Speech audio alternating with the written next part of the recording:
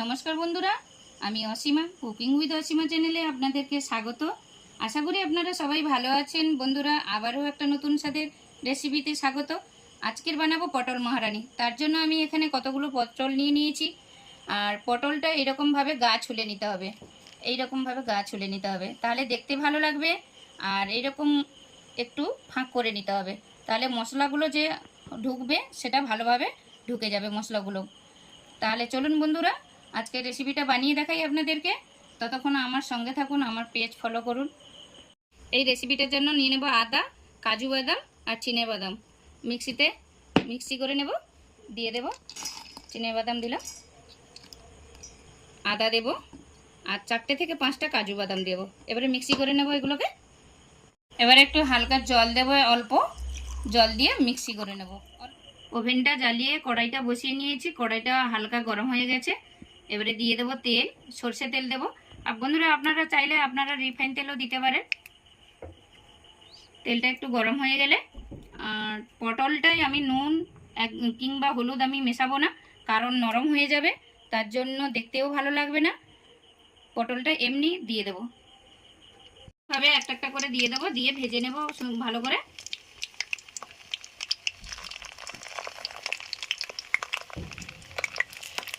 একটা একটা করে দেব।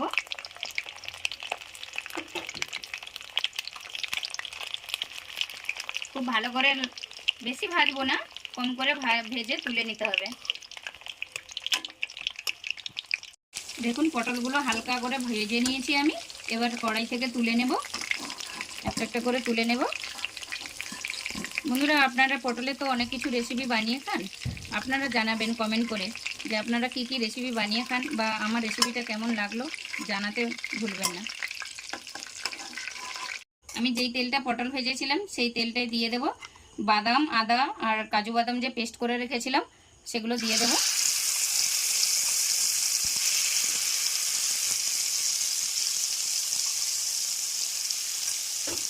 নেড়ে নেড়ে কষিয়ে নেব ভালো করে। আর মিক্সিং বলে একটু জল দিয়ে ওই জলটাও দিয়ে দেবো, জলটাও দিয়ে দেবো, দিয়ে ভালো করে কষিয়ে নিতে হবে।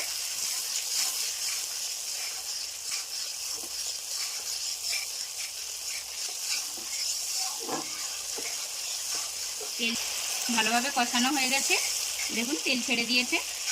এবারে এখানে আছে পানমৌরি গুঁড়ো, জিরে গুঁড়ো, ধনে গুঁড়ো, সবগুলো একসঙ্গে দিয়ে দেবো।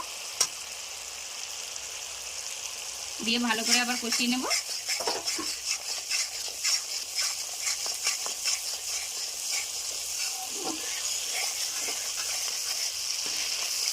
ভালো করে কষানো হয়ে গেছে, তেল ছেড়ে দিয়েছে। এবারে এখানে নিয়েছি 10 টাকার একটা গুঁড়ো দুধ, 10 টাকার একটা গুঁড়ো দুধ বাটিতে নিয়েছি, বা জল দিয়ে উষ্ণ গরম জল দিয়ে আমি গুলিয়ে রেখেছি, ওটাও দিয়ে দেব। আপনারা চাইলেন লিকুইড দুধও দিতে পারেন, গুঁড়ো দুধ দিতে পারেন, লিকুইড দুধ দিতে পারেন। আমি গুঁড়ো দুধ দিয়েছি, দিয়ে ভালো করে আবার কষিয়ে নিতে হবে। মশলাটা কষানো হয়ে গেছে, তেল ছেড়ে দিয়েছে। এবারে দিয়ে দেবো পটল। এই পটলগুলো ভেজে রেখেছিলাম, পটলগুলো দিয়ে দেবো।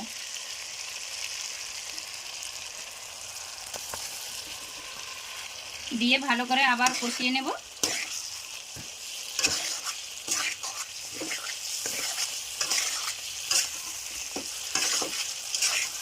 আমি এখানে হলুদ দিচ্ছি না, হলুদ দেবো না বলে প্রথম থেকে হলুদ দিইনি। এবারে দিয়ে দেবো লবণ।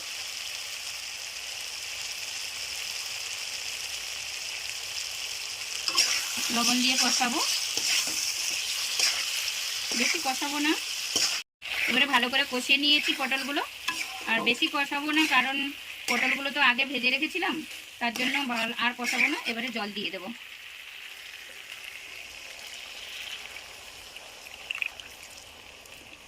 জল দিয়ে ভালো করে 3-4 মিনিট ভালো করে ফুটিয়ে নেব, খুব সুন্দর করে ফুটিয়ে নেব। তরকারিটা যাতে ভালোভাবে হয়, পটলগুলো সুসিদ্ধ হয়, তার জন্য ঢাকনা দিয়ে 5-6 মিনিট ফুটিয়ে নেব আমি। এবারে আমি ঢাকনাটা খুলে নেব। নিয়ে অর্ধেক সেদ্ধ হয়ে গেছে, আমার পটলগুলো অর্ধেক সেদ্ধ হয়ে গেছে। এবারে আমি চিলি ফ্লেক্সটা দিয়ে বানিয়ে রেখেছি লঙ্কাকে ভেজে চিলি ফ্লেক্স বানিয়ে রেখেছি, দিয়ে দেবো। দিয়ে আবার নেড়ে নেব। দিয়ে ঢাকনাটা দিয়ে দেবো। এবারে আমি ঢাকনাটা খুলে নেব। দেখুন হয়ে গেছে। এবারে স্বাদ বাড়ানোর জন্য দিয়ে দেবো 1/2 চামচ চিনি। আপনাদের স্বাদ মতন আপনারা চিনি দেবেন। দিয়ে নেড়ে নেব। দিয়ে দেবো গরম মশলা একটু, আর 1 চামচ ঘি দেব। 1 চামচ ঘি দেব। দিয়ে নেড়ে নেব। আমার হয়ে গেছে, এবারে নামিয়ে নেব। এই দেখুন নামিয়ে নিয়েছি, কত সুন্দর হয়েছে। আপনারা বাড়িতে এইভাবে বানিয়ে খাবেন। আমার এই রেসিপিটা ভালো লাগলে কমেন্ট বক্সে কমেন্ট করে জানাবেন। লাইক এবং সাবস্ক্রাইব করে পাশে থাকবেন। সুস্থ থাকবেন, ভালো থাকবেন।